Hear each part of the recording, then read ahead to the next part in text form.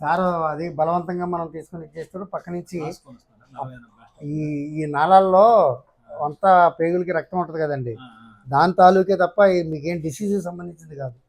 మీకు ఉన్నది రెండే, ఎసిడిటీ. ఎసిడిటీ అనేది కంప్లీట్, ఎసిడిటీ అనేది వస్తుంది. గ్యాస్ట్రిక్ అనేది వేరు, ఎసిడిటీ అనేది వేరు.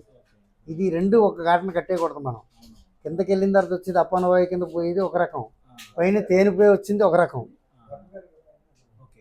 ఈ రెండింటికి కాంబినేషన్ కరెక్ట్ లేనప్పుడు, కాంబినేషన్ కరెక్ట్ ఉన్నప్పుడే తినేస్తే కింద దిగిపోతుంది. కొంచెం ఏమన్నా స్పీడ్గా తిన్నాం అనుకోండి, పడని తింటే తేనిపు వస్తుంది. అది కూడా కాదు, ఒక 2 గంటలు పోయిన తర్వాత కింద నుంచి గాలిపోతుంది అపాన వాయువు. అది కావట్లేదు, ఇది కావట్లేదు.